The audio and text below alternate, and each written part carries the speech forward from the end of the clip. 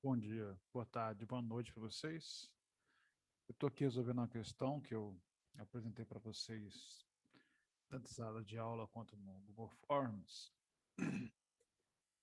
Nessa questão específica, nós temos a comparação do olho humano com uma câmara escura. Aqui em frente ao olho, nós temos um objeto, que aqui diz no texto, que ele tem 6 metros de altura. Esse objeto está a 32 metros de distância, que é essa distância x aqui, do olho. A luz entra pelo olho, é como a luz anda em linha reta, a parte de cima dessa aparente palmeira, né, ela vai formar uma imagem dentro do olho invertida, que está aqui. Essa imagem depende do tamanho do objeto, da distância entre o objeto e a entrada do orifício do olho.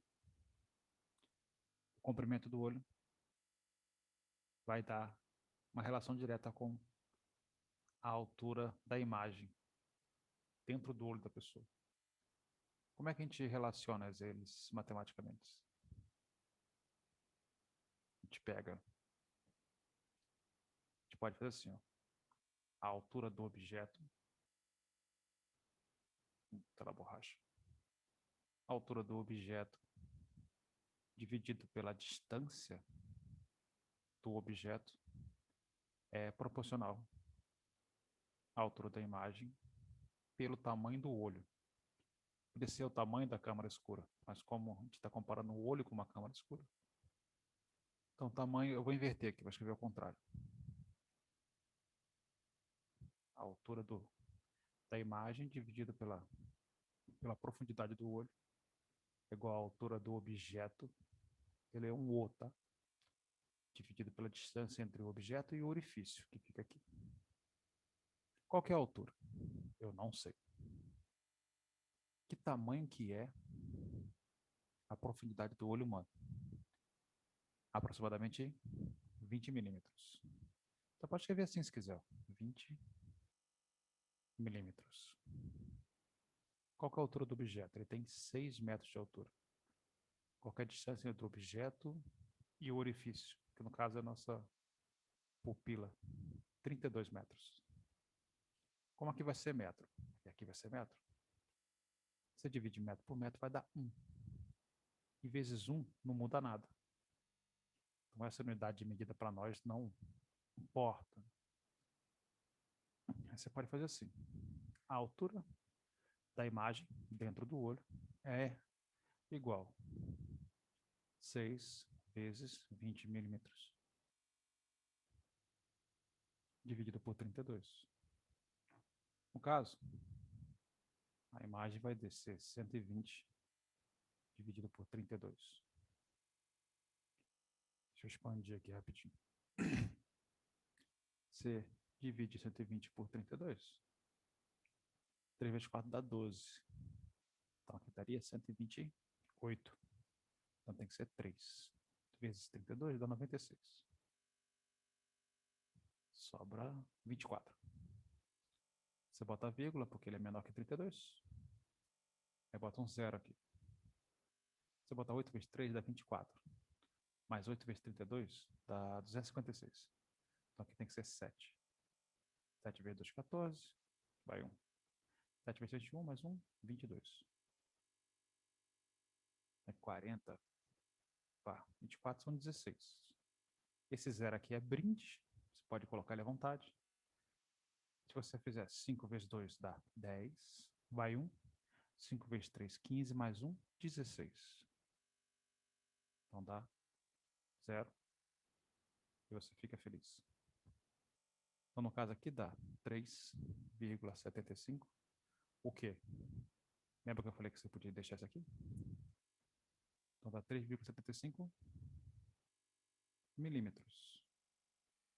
No caso aqui, eu fiz de propósito, né? Deixei várias opções com o mesmo número, né? 3,75 metros, 3,75 quilômetros, 3,75 nanômetros, 3,75 metros. Aí, como anteriormente eu tinha marcado que essa opção correta é no formulário, Você poderia marcar essa opção. A próxima é mais bonitinha.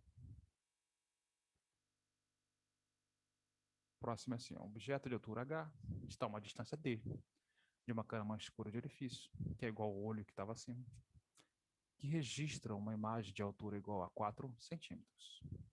Ao aproximar 15 metros da câmara, a imagem formada foi de 8 centímetros. Determine o valor de D. Então, ele tinha uma distância inicial, o objeto tinha uma distância inicial, Dzão, tinha uma altura H, que gerou uma imagem, a altura da imagem, 4 centímetros.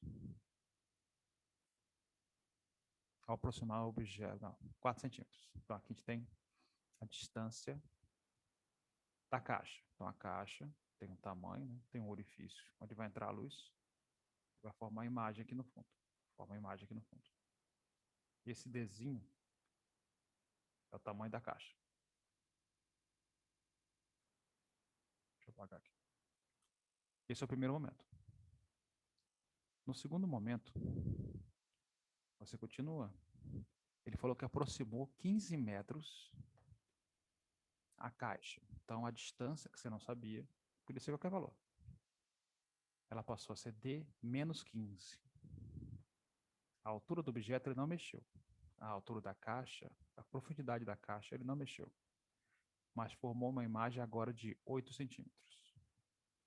Então, você tem a primeira situação, a segunda situação. O que nós vamos fazer? Ele perguntou ali na questão, determine o valor de D.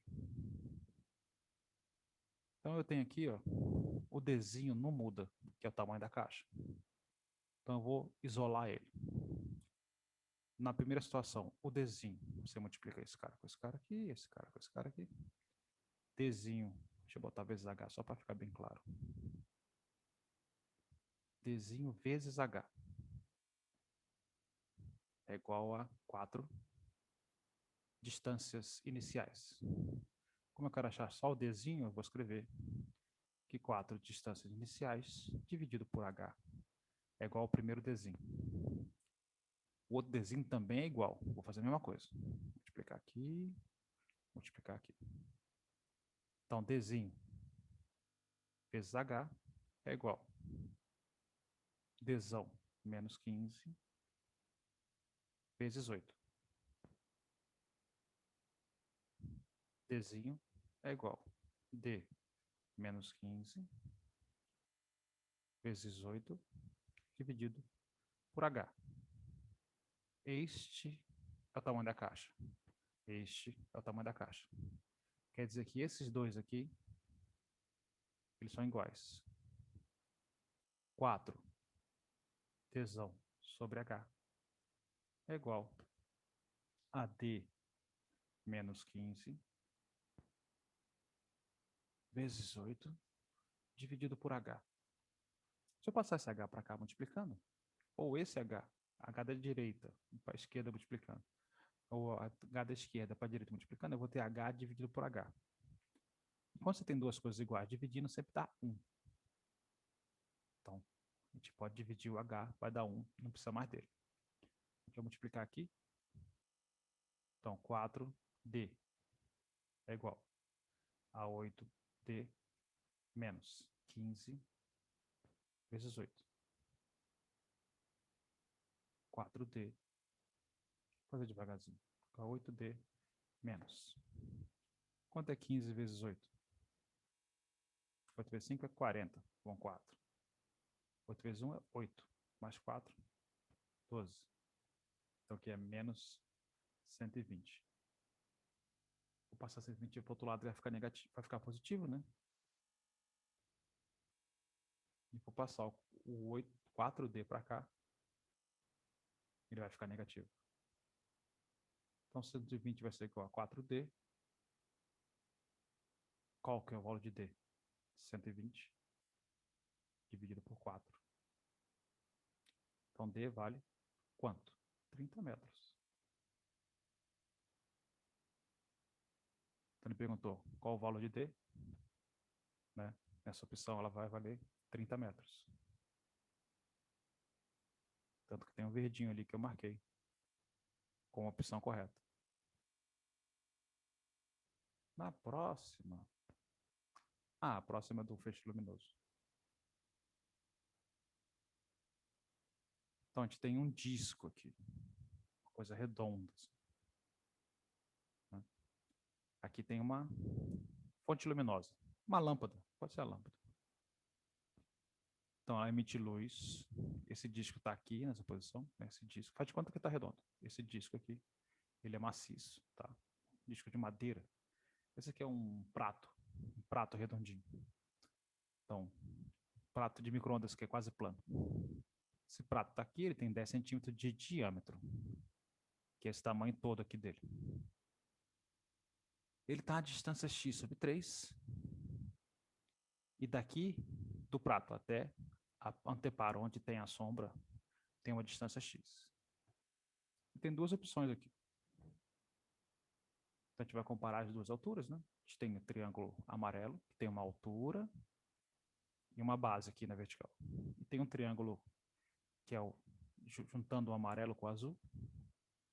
Você tem uma linha reta aqui. Até aqui tem a altura total do triângulo maior.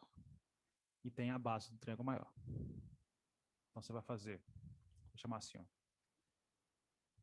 Hzinho é a altura do triângulo menor, dividido pela B minúsculo, a base do triângulo menor.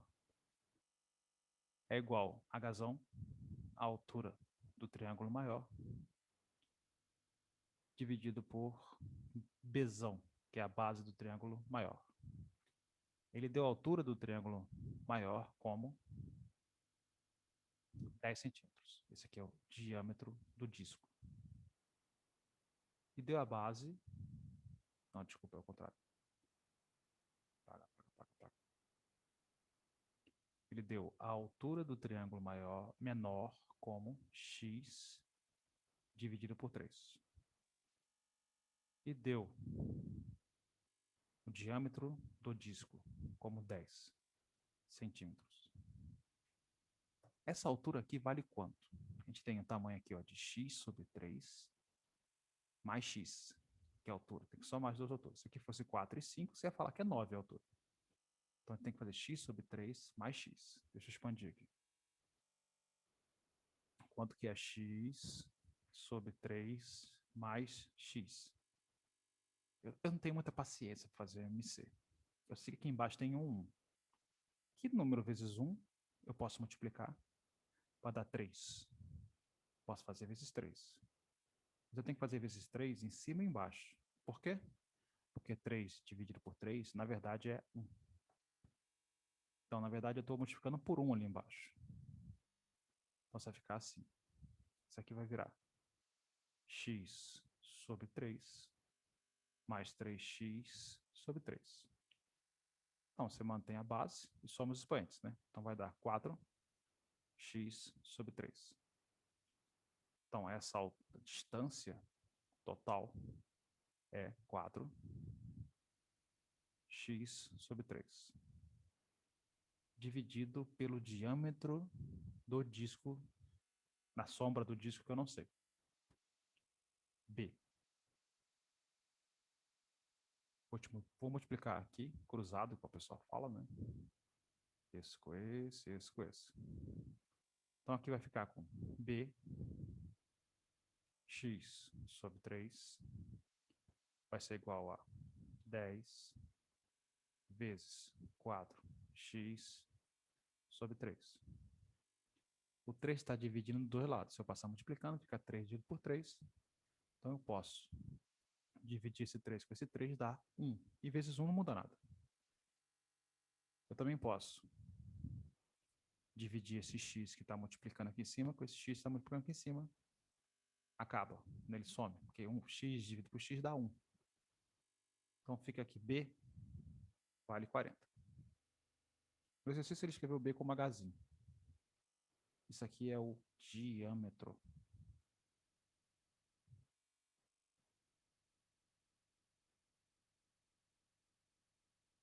da sombra. Você lembra, né? O diâmetro é a distância entre duas bordas passando pelo centro de um círculo. Tá de conta que tá reto, é bonitinho. Metade do diâmetro é o raio. E a pergunta lá é, qual que é o raio da sombra? Você vai pegar aqui o raio, vai ser o diâmetro dividido por 2. No caso, a gente achou 40, né? 40 dividido por 2, a gente vai ter um raio de 20 centímetros.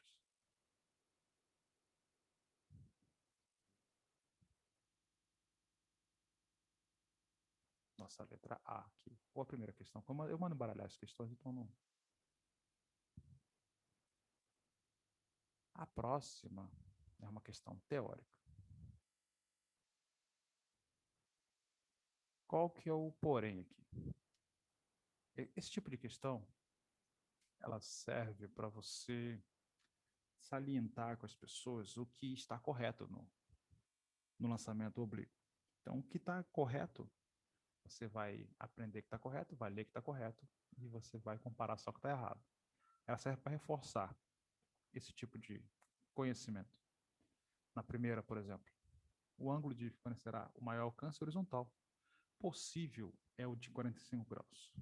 Então, se você lançar alguma coisa a 45 graus com a horizontal, ela vai ter o alcance máximo. Como é que é esse alcance máximo?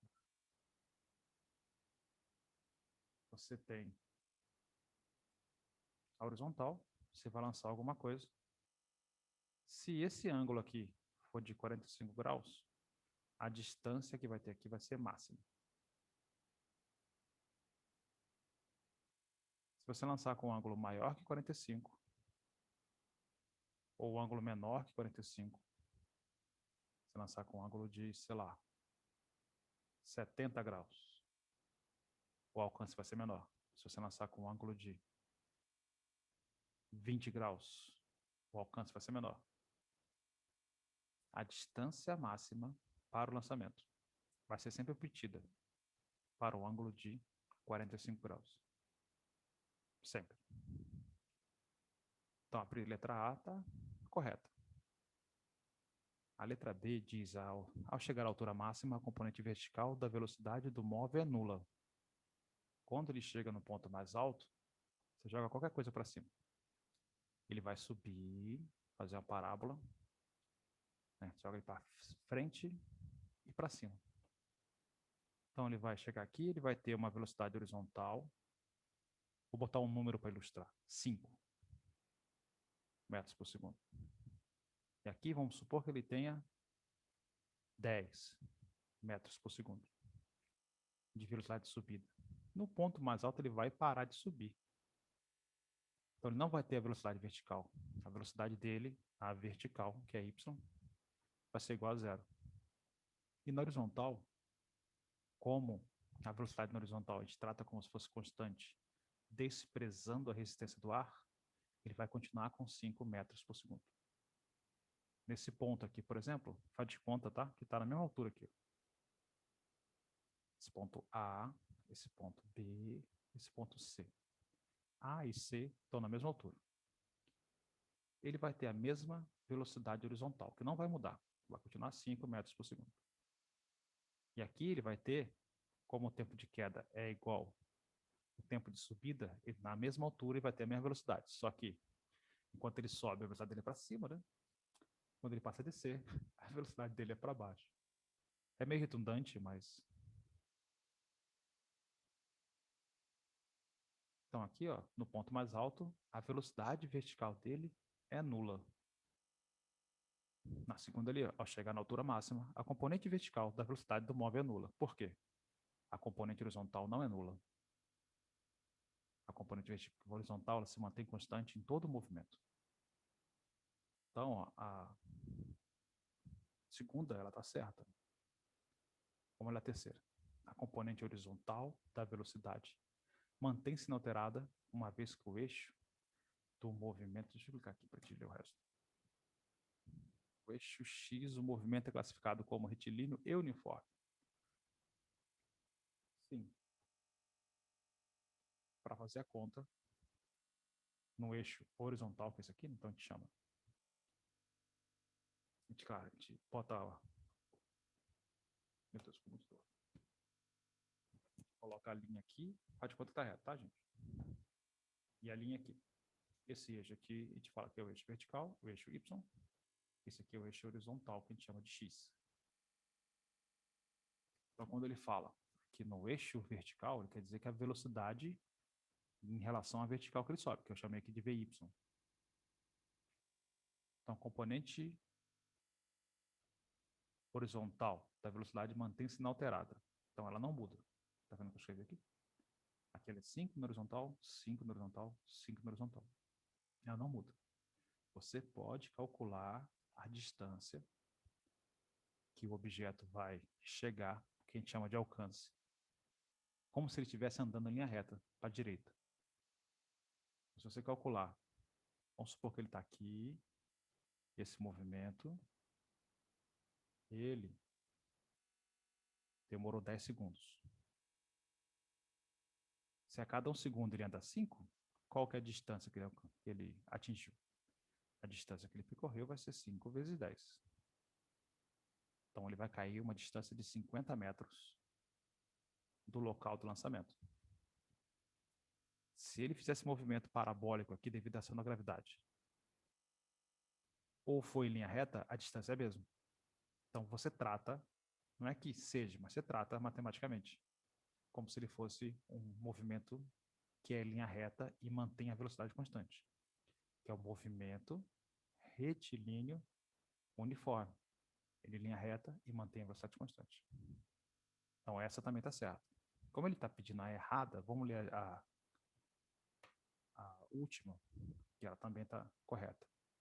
A componente horizontal da velocidade pode ser determinada pelo produto da velocidade do objeto com o cosseno do ângulo com o qual o corpo abandona o solo. Como é que você acha nossa amiga velocidade horizontal ou vertical? Tanto faz. Deixa eu... Isso aqui dá para mover para o lado. Não deu muito certo. Peraí. Isso, posso mover aqui para o lado.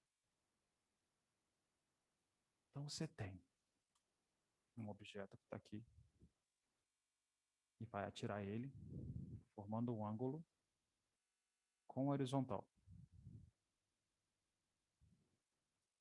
Então ele vai ter uma velocidade na vertical, que a gente vai chamar de VY. Uma velocidade na horizontal, que a gente vai chamar de Vx. E essa velocidade aqui que eu vou chamar de V. O que acontece? Imagina que aqui é θ. Aqui tem um ângulo que eu chamo de θ. Deixa eu escrever em laranja só para ter certeza. Aqui, ó. Θ. Ele é uma laranja.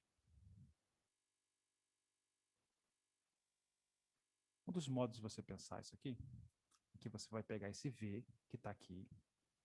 Em vez de abrir ele para cá, nessa direção, você vai fechar ele. Se isso aqui é uma laranja, né? Você vai ter, ó, aqui tem duas opções aqui. Vai ser ou o seno de θ ou o cosseno de θ. Ou seno ou cosseno, um dos dois. Você vai, e depois a gente entra em mais detalhes sobre isso. Então você vai trazer ele para a horizontal, ele está em diagonal, vai trazer para a horizontal. Você vai espremer isso aqui, né? Que é a laranja. Então quando você espremer isso aqui, vai sair suco ou não vai sair suco? Vai ser com ou sem suco? O professor me falou isso em 2013, eu nunca esqueci. Por mais que tenha qualquer defeito, pelo menos eu nunca esqueci, então eu assumo que as pessoas talvez nunca esqueçam. Então, se você vai imprimir isso aqui, vai espremer isso aqui, você vai ter aqui a componente horizontal, vai ser CV vezes o cosseno do ângulo. Se tem que usar os dois, um é seno do cosseno, a componente vertical vai ser V vezes o seno do ângulo. Então, você pode lembrar assim se quiser.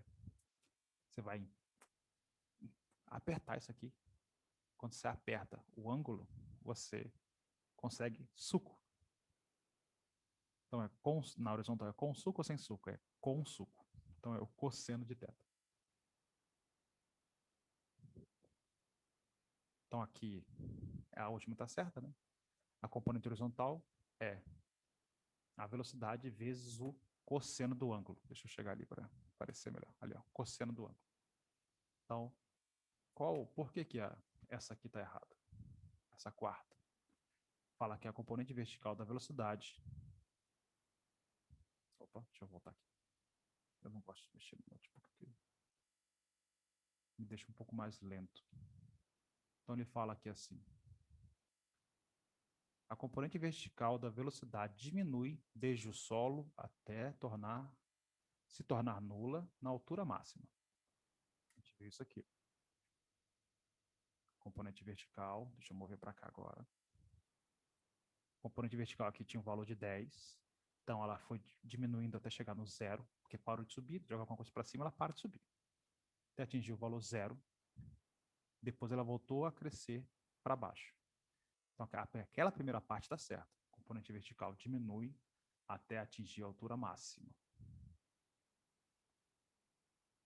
Até se tornar nula na altura máxima. Então, no ponto mais alto ela é zero. Vírgula. A primeira fase está certa. Vamos ver a segunda. O que classifica o movimento como sendo acelerado? Não. O movimento que aumenta a velocidade é chamado de acelerado. O movimento que diminui a velocidade, que é esse caso, né, a velocidade vai diminuindo, é chamado de movimento retardado. A próxima eu escrevi pensando na sua turma mesmo. Caso você esteja vendo isso no futuro, ou no passado, não sei. É a turma do primeiro ano do Ibero de 2021. Então, ali, Álvaro, João e Giovana correm, se deixam cair na piscina de uma altura de 3 metros ao mesmo tempo. Então, elas correram e pularam da piscina ao mesmo tempo. Eles cairão seguramente numa piscina logo abaixo, só para ter certeza que não vou cair em outro lugar.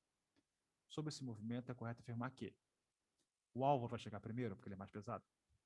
O João vai chegar primeiro, porque ele tem menos atrito com o ar. A Giovana chegar primeiro, porque ela é mais leve. Segundo a teoria de Einstein, a piscina não existe, foi essa questão eu inteirei para ter 5. Todos chegarão à piscina ao mesmo tempo. Segundo a teoria da gravidade newtoniana, se você tirar a resistência do ar, né, todos os corpos em queda livre demorar o mesmo tempo para chegar até o solo. Então, se 3 pessoas pularam de 3 metros de altura, todas as 3 estão sujeitas à aceleração da gravidade. Então, todas elas vão variar a velocidade igual, dependendo da massa, desprezando a resistência do ar. Também vão ter a mesma aceleração para baixo. Então, vão chegar ao mesmo tempo na piscina. Então, todos chegam na piscina ao mesmo tempo. Na 6 da Federal de Varginha, diz que um veículo, movendo-se em linha reta, desacelera uniformemente a partir de 108 km por hora, parando em 3 segundos. A distância percorrida pelo veículo e o módulo de sua velocidade média durante a desaceleração são, respectivamente. Então, o veículo... Deixa eu pegar outra folha aqui. O veículo tinha uma velocidade inicial. A velocidade inicial do veículo era de 108 km por hora. O tempo que ele parou foi em 3 segundos. O que acontece? E a pergunta é, que distância ele percorreu e qual a sua velocidade média? Se o tempo está em segundos e a velocidade está em quilômetros por hora, você tem 2 opções. Você transforma o segundo em horas ou quilômetros por hora em metros por segundo. Vamos na segunda opção, que é mais fácil. Você vai dividir isso aqui por 3,6. Por quê? Porque é 1 quilômetro por hora, por 1 hora. 1 quilômetro tem 1.000 metros. 1 hora tem 3.600 segundos. Se você simplificar os 2 por 1.000, você vai achar 1 metro por segundo, né? Dividido por 3,6. Então, você tem aqui quilômetro por hora. metro por segundo. Se você quiser que o quilômetro por hora vire metro por segundo, o quilômetro não é maior que o metro. Então você tem que dividir por 3,6. Metro por segundo para quilômetro por hora. Metro, né, é maior do que quilômetro, é maior que metro. Então você tem que multiplicar vezes 3,6. Esse valor aqui é chamado de fator de conversão. Agora deixa eu apagar tudo isso. Como está na internet, você pode tirar print, né? No momento que eu falei, caso tenha alguma dúvida. Ou copiar também. Então, quanto que vai ser a velocidade inicial? Então, vai ser de 108 dividido por 3,6, dá 30 metros por segundo. Então, vamos achar primeiro. Para achar a velocidade, velocidade é o quanto ele andou num certo tempo. Então, consequentemente, tem que achar primeiro quanto ele andou. Se é um movimento que está desacelerando, ele vai frear e até parar, você pode achar a distância usando o tempo e a velocidade inicial, ou você pode usar a Torricelli, que eu acho mais prático. A equação de Torricelli diz que a velocidade final ao quadrado é igual à velocidade inicial ao quadrado, mais 2 vezes a aceleração, vezes quanto ele andou. Se ele vai frear até parar, a velocidade final dele é 0. A velocidade inicial dele era 30, fica ao quadrado. Nesse caso, ele está freando, então a aceleração vai ser negativa. 2 vezes a aceleração dele. Mas a gente não sabe a aceleração, né? Mas como é que calcula a aceleração? A aceleração é quanto variou a velocidade um certo tempo. Ele diminuiu 30 metros, estava a 30 metros por segundo, diminuiu para 0, então ele variou menos 30, né? Diminuiu em 30, em 3 segundos. Então, quanto vale a aceleração dele? Menos 30, desculpa. Menos 10 metros por segundo ao quadrado. Então, aqui a gente tem o valor de 10 vezes quanto ele andou. Como esse cara aqui é negativo, vou passar ele para a direita e vai ficar positivo. Eu já falei para vocês que não é assim que faz, mas eu vou continuar falando assim para manter a comunicação. Então, 20 está multiplicando, ele passa dividindo, a gente tem 900 dividido por 20, que dá, então, que ele percorreu uma distância de 45 metros. Se a gente tem a distância, a gente pode calcular a velocidade. Está aqui, ó. Velocidade, variação da distância pelo tempo. A velocidade vai ser 45. Velocidade média, no caso, né? Porque ele foi variando a velocidade, cada vez diminuindo a velocidade. Mas a velocidade média, deixa eu botar a média aqui, foi que ele percorreu 45 metros em 3 segundos. Então a velocidade dele foi de... Só um detalhe aqui, né? Você pode entender que isso aqui é negativo também. Que ele voltou 15 metros, porque ele estava freando. Não. Não, desculpa, ele está. É 15 inteiro mesmo. 15 metros por segundo a velocidade dele. Não, esquece meu último comentário. Aqui são 10h30 da noite, eu estou com um pouco de sono. Então ele percorreu 45 metros em 3 segundos. A velocidade média dele foi de 15 metros por segundo. Então nossa resposta tem que ser a distância percorrida de 45 e a velocidade média de 15 metros por segundo. Vamos voltar aqui. Tudo bem que eu coloquei aqui vários valores inteiros que você, né, não tem como ter a velocidade negativa, tudo bem, mas a distância negativa é mais difícil você ter. Né? No nosso caso aqui, a distância é 45 e a velocidade é 15 metros por segundo. Não sei porque está abrindo esse tecladinho aqui pequeno.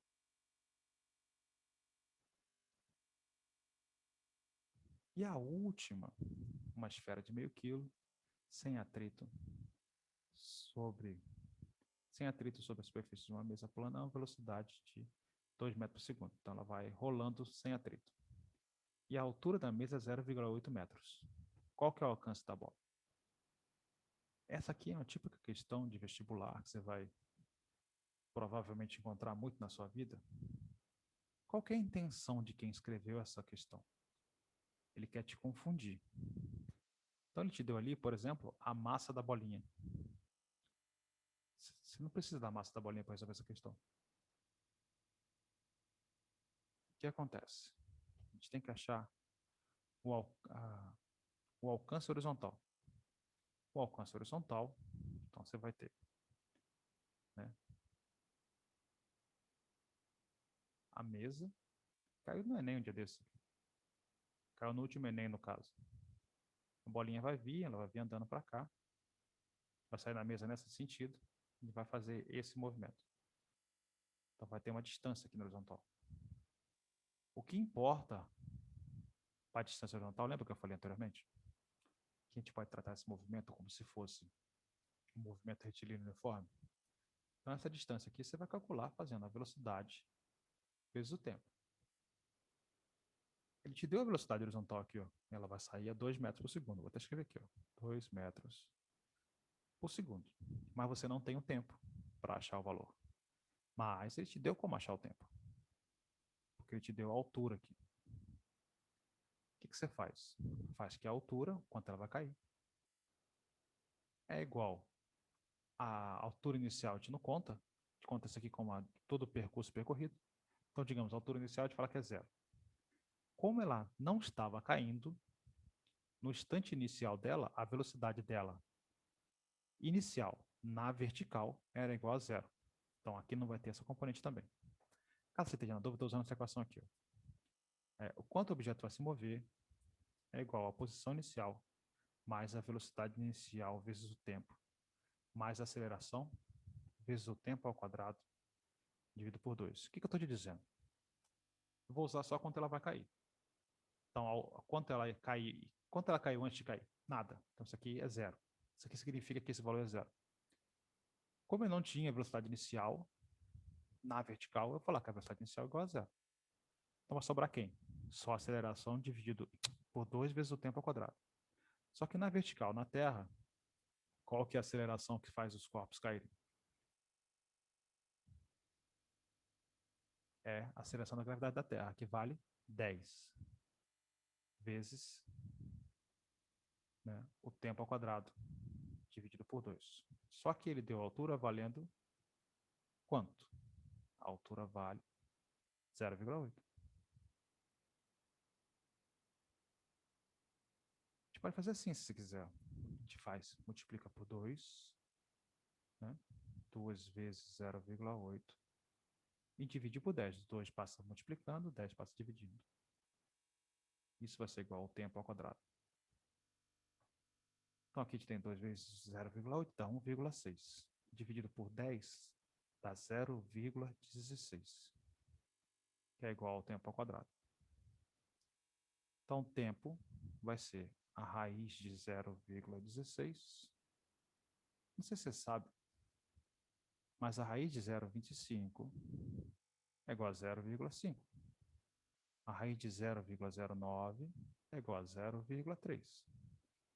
A raiz de 0,64 é igual a 0,8. Então, se tiver a raiz de 0,16, esse tempo aqui vai ser igual a 0,04. Não, desculpa, tem um zero a mais. Isso aqui vai ser igual a 0,4 segundos. Então, você tem o tempo. Deixa eu mover para cá. Ah, droga. Ferramenta errada. Deixa eu dar um Ctrl+C. Se você tem o tempo e a velocidade inicial, você acha a distância. A distância vai ser igual a 0,4 vezes 2. Então, qual é a distância que vai percorrer? 0,8 metros. Isso aqui é só coincidência matemática, tá? Não tem uma relação proposital da altura da mesa ser igual à distância percorrida. Isso não acontece em geral. Então aqui, nossa resposta seria 0,8 metros de alcance, que é a distância na horizontal em relação ao ponto de partida do lançamento. Eu acho que essa é a última questão. Isso. Então, a gente vai... Vou deixar gravado isso aqui para vocês. Vocês podem rever quantas vezes quiserem. E amanhã a gente vai ter uma aula extra também sobre esse assunto. Então, não preocupa não, amanhã a gente vai ter muito para discutir quanto isso. Então, tchau para vocês. Eu não fiz vinheta nem... ou algo final também, porque eu também não tive tempo ainda. Então, tchau, sejam felizes.